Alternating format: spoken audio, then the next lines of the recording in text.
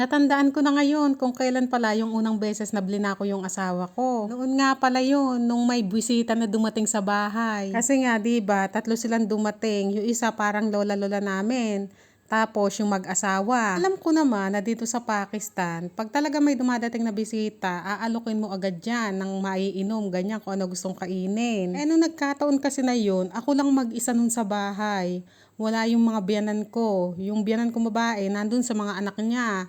Yun naman biyanan kong lalaki, lumabas kasama yung mga anak ko, may binili sila. Ngayon kasi, hindi ko kasi nagustuhan yung pananalita sa akin ng lalaki. Kasi nga, nung dumating sila, inalo ko sila ng tubig. Pinaupo ko pa sa kwarto ko Eh nung nagkataong kasi din na yun, ay may ginagawa ako, busy ako. Kasi nung mga time na yun mga kapanay, ay talagang mahilig akong makijoin ba sa mga, alam niyo yung mga vlogger-vloggeran, yung nakikipag-watch to watch. Kaya ako, may mga time na oras na hindi ako pwedeng umalis sa harap ng cellphone kasi may kailangan akong panoorin, ganyan. Pero hinarap ko pa rin sila ha. Tapos ang ginawa nila, nag-iikot-ikot sila sa bahay. Siguro unang beses pa lang nilang makita yung bahay namin nun. Kasi umiikot-ikot silang tatlo tinitingnan nila yung bawat bahalige, bawat sulok ng bahay namin. Pagkatapos nga nilang mag-ikot-ikot, ay naupo na sila dun sa kwarto ng mga biyanan ko. At saka ako nga sila binigyan ng tubig. Habang nag-iikot-ikot pala sila, ay minessage ko na yung asawa ko na sinabi ko nga na may bisita ka ako, pauwiin na yung biyanan kong lalaki. Kaso nung paalis na ako, ay tinawag ako ng lalaki, sabi niya,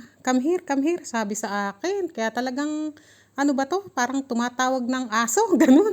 Alam mo yung feeling na parang kung tumawag siya, akala mo kung sino. Tapos ay ka sa akin, you cook for me, sabi niya. Kasi nga daw, mababa daw yung sugar niya. Cook for me anything, stay in the kitchen, sabi niya sa akin. Tapos, go quickly, sabi pa. Nagulat talaga ako. Hindi ako nakasagot nga pero nakangiti pa rin akong ngiting aso. Ngiting aso talaga. Kasi kay turing niya naman ako, aso Kaya ayun, nginiti ang aso ko siya. Hindi, kumbaga nagulat ako, nashock ako. Pero nakangiti pa rin ako. Yung alam mo yung nashock na nakangiti pa rin. Tas tumatawa yung asawa. Okay lang sana kung sinabi niya sa maayos na paraan. Kaya nga lang kasi, iba talaga yung dating sa akin. Talagang nasaktan ako ng sobra. Tapos, ayan, naghanap ako ng prutas sa may rep. Nakakita ako ng melon nun.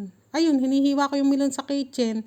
At habang hinihiwa ko nga, ay talagang yung luha ko, tulo ng tulo. Abe, baka nga may kasama ng sipon Baka pati uhog ko talaga nun tumutulo na. Kasi nga sa sobrang sakit ng nararamdaman ko na ganito lang ba mangyayari sa akin dito, yung aalilalain akong ganun, itatrato akong ganun. Samantalang biyanan ko, hindi man ako inuutusan, hindi ako ginaganon. Tapos sila na mga buwisita na bigla na lang dumadating na wala namang pasabi, ay gaganunin ako. Buti na nga lang talaga, nung patapos na akong maghiwa, ay dumating na biyanan ko at saka sila Usman. Tapos ayun, pinabigay ko na kay Usman yung melon, hindi ko na sila hinarap. Pumasok na ako sa kwarto ko at saka ako i-message yung asawa ko. Ang sabi ko nga sa kanya na pag alis ka ako ng mga bisita, may sasabihin ako sa'yo. Pag ganitong sinasabi ko sa asawa ko na may sasabihin ako sa'yo, alam niya na yan na meron akong hindi nagustuhan dito. Tapos ayun, sinabi ko nga sa kanya yung nararamdaman ko, yung sinabi ko. Tapos siguro tinanong niya yung biyanan ko kung paano nangyari. Baka nasabi ng biyanan ko na nakalak yung pinto paano nakapasok yung mga yon. Kaya ang sabi sa akin ng asawa ko, bakit ko daw kasi binuksan yung pinto? Kapa sa akin. Hindi naman ako ang nagbukas ng pinto. Oo, ako pala ang nagbukas. Dahil yung mga pamangkin ng asawa ko, nag-doorbell, pumasok, dalawa. Ang mali lang, nung lumabas sila, hindi nila isinarado yung gate. Kasi yung gate namin, automatic yun. Pag isinarado mo mabuti, naglalak sa loob yun. Hindi nila inilaki yung pinto. Kaya yung mga tao ay pumasok na lang bigla nang hindi man nagdo-doorbell. Siguro kasi sinubukan nilang buksan, nabuksan. Kaya siguro hindi na sila nag-doorbell. Tapos, ayun nga, sinabi ko sa asawa ko lahat ng hinanakit ko. Sinabi ko pa nga na sa susunod ka ako, ay ayoko na nang may bisita. Ka naman sa akin, ba't daw ganun ako? Hindi naman daw ako pinupuntahan, yung magulang niya. Sige ka ako, simula ka ako ngayon, ay hindi na ako haharap nga sa mga bisita. Kahit sino pa ako ang dumating. Kaya simula nun, pag may bisita sila, ay hindi ako kinakatok na magsalam, ganyan. Bumate, hindi. Nasa sa akin kung lalabas ako o hindi ng kwarto ko. Patuloy pa nga rin ang pagdadrama-drama ko sa asawa ko. Yung sinasabi ko pa rin yung mga hinanakit ko, sama ng loob.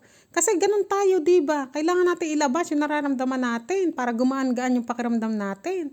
Pero ang sabi ba naman sa akin ng asawa ko ay wag ko na daw sabihin sa kanya kung ano man ang problema ko. Kung meron daw akong ayaw ay sa akin na lang daw. Wag ko na daw muna sabihin sa kanya pag uwi na lang daw niya. Ganyan. Nako, sobra talaga akong na-hurt. Kasi sabi ko nga sa kanya, kung hindi ko sa'yo sasabihin, kako, kanino ako magsasabi ng nararamdaman ko? Sabi ko, kung hindi ko sa'yo sasabihin, kanino ko magsasabi ng mga hindi ko gusto, kako? Wala naman ako ibang mga pagsabihan. Ayoko rin naman magdaing-daing kung kani-kanino o magsabi sa pamilya ko. Kasi baka mamroblema pa sila eh. At saka syempre, siya asawa ko. Pamilya niya andito. Kaya dapat lang, natural lang, na sa kanya ko sabihin. Sa sobrang sama nga talaga ng loob ko noon, ay talagang blinako siya. Blinako siya sa lahat, sa WhatsApp, sa Messenger. Sobrang sama talaga ng loob ko noon. Iyak ako lagi na iyak. Pati pagka kumakain ako, tumutulo talaga yung luha ko. Dahil nga blinako siya, ang ginawa ba naman, ayun, sa biyanan ko tumatawag eh. Sa biyanan ko babae. Ang ginawa naman ng biyanan ko, syempre, naikwento siguro ng asawa ko, naggagalit nga ako, ganto ganyan. Ang ginawa ng biyanan ko ay binigay kay Usman yung cellphone. Pinaabot ba sa akin para makausap kay asawa ko? Ay, hindi ko kinausap talaga. Hindi ko kinausap. Ipinabalik ko sa biyanan ko yung cellphone para maramdaman niya. Gusto kong maramdaman niya na ako talaga galit na galit sa kanila, sa kanya. Galit na galit ako sa kanya at saka sa mga bisita na yun. Siguro, ang biyanan ko, nasashock siya sa mga pangyayari. Siguro hindi niya lubos maisip na paano kung nabablock yung asawa ko. Kaya gano'n. Siguro, nung mga time na yun, nabibuisit na sa akin yung biyanan ko Pero ako, nung time na yun talaga, wala akong pakialam. Kasi, sabi ko sa kanya, kung hindi mo ko ipagtatanggol, kung hindi mo ko kakampihan, sino magiging kakampi ko? Sabi ko. Adeka ko, hahanap na lang ako ng kakampi ko rito. Ano kaya kako? Butiki. Butiki na lang, kako. Tapos, nung gabi, yung bayaw ko na tatay nung lagi namin kasama, kumakatok sa may kwarto. Kasi natuto na siya na gano'n yung kumakatok muna bago buksan yung pinto. Kumatok, hindi ko nakita kung sino yung sumilip. Sumilip lang, tinitingnan siguro yung mga anak ko. Tinawag ng biyanan ko, nasa kusina yung biyanan ko, tinawag. Tapos, nung binuksan ko yung pinto, sinilip ko kung sino yung kumatok. Ay, nakita ko, nagkukwentuhan silang magnanay dun sa may kusina. Sigurado ako na yung pinagchichismisan nilang mag-ina. Kaya nabibwisit talaga ako sa asawa ko, kako. Imbis na kami lang dalawa makaalam na kami nag-aaway. Pati buong pamilya niya, kako, nalalaman na kami nag-aaway. Kaya ako lang siya inunblock Dahil doon, ayoko nga ng lahat na buong pamilya niya nalalaman na nag-aaway kami dahil doon tumatawag para ipakausap sa akin. Inunblock ko na siya. Tapos ayun, nagme-message pa rin. Hindi ko nire-replyan talaga. Siguro, natauhan na rin siya. Dahil nga, hindi ko nire-replyan. Talagang pinaparamdam ko yung galit ko hanggang langit, hanggang lupa Masyadong galit yan. Tapos ayun, pinaliwanag niya sa akin na sinabihan niya na dahil pamilya niya na pag may bisita ay hindi na ako haharap, ganun, ganito. Ayaw niya na daw mauulit yun na mangyari sa akin. Tapos ayun, nagsorry siya sa akin kasi hindi ako magre-reply talaga hanggat hindi siya nagsasorry. Nag-reply lang ako ng thumb up. Tama ba? Basta yung okay, ganun. Pero malamig pa rin talaga yung trato ko sa kanya.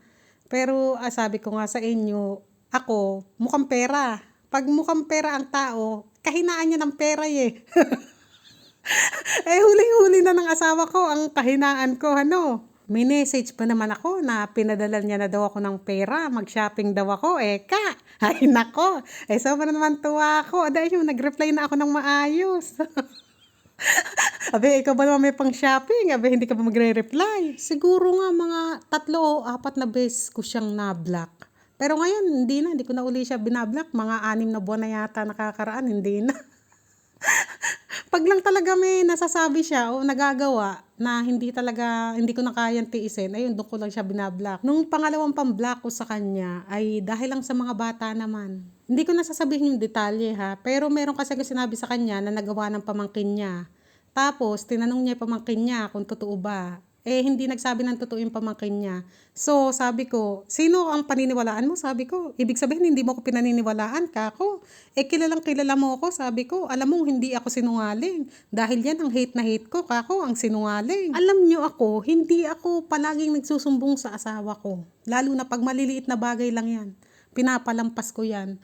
Pero pag paulit-ulit na, hindi ko na kaya yung paulit-ulit, syempre, mapupuno kayo Doon pa lang ako magsasabi sa kanya. At pag magsabi ako, parang minamasama niya pa. Siguro kasi sumasama loob niya. Kasi pamilya niya yun eh. Naiintindihan ko rin naman siya. Pero dapat intindihin niya rin naman ako. Meron pang time dati. Siguro nga kasi mga bata pa sila eh. May mga time pa na mahilig yan sila magsipagbulungan. Tapos nagtatawanan, ganun. Tapos maririnig ko, yung ginagaya yung salita ko, eh para sa akin, bastos yun. Walang respeto ba, nakakabastos yun. Sinasabi ko sa kanya yun. Tapos, siguro naiirita ng asawa ko pagka may mga reklamo nga ako, ganun. Pero, sinasabihan niya rin yung magulang niya, nasabihan yung mga bata, ganito, ganyan. Eh kaso, hindi siguro nagtatanda kasi nga mga bata pa, kumbaga, hindi pa nila naintindihan. Ewan ko sa kanila. Eh nung minsan, sakto, nagte-treadmill ako. Ka-video call ko yung asawa ko, pero nagte-treadmill ako, hindi ako nagsasalita. Busy rin kasi yung asawa ko noon. Basta magka-video call lang kami, pero hindi kami nagsasalita. Nagte-treadmill ako. Biglang dumating yung mga pamangkin ng asawa ko, yung anak ng mga kapatid niya lalaki at saka babae. Andun, madami sila. Eh yung maliit na bata, sumasakay din sa treadmill ko habang lumalakad ako. Dahil sabi ko, ay go kako, dun kayo, kako go. Aba, ginagaya nila ako, tas nagtatawanan.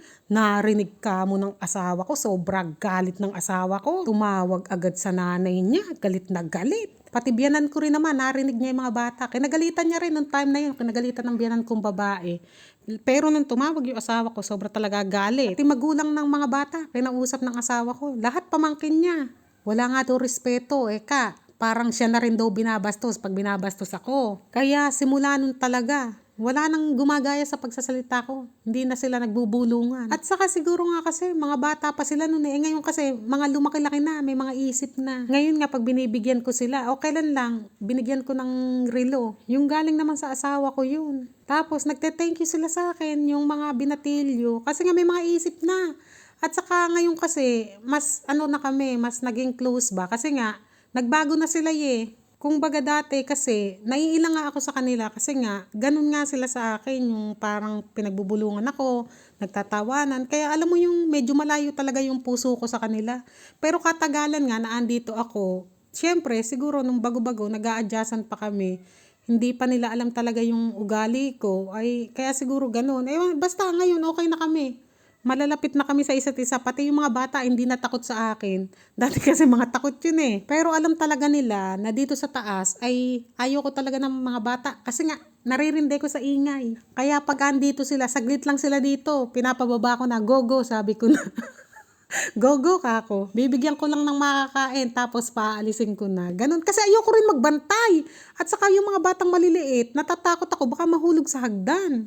Sabi ko nga kay Usman, pag mahulog yan kako, patayan kako. At saka pag umakit dito yung mga bata, isa ko pang intindihin yun ang kukulit.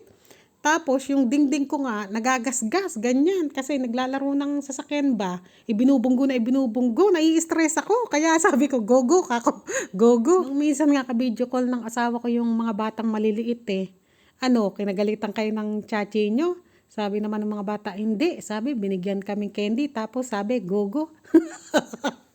Pero hindi kayo pinapalo. Hindi. Sabi, eka lang, go. At saka talaga, malaki tulong nung ambayaw ko umuwi dito sa Pakistan at nag-stay na dito.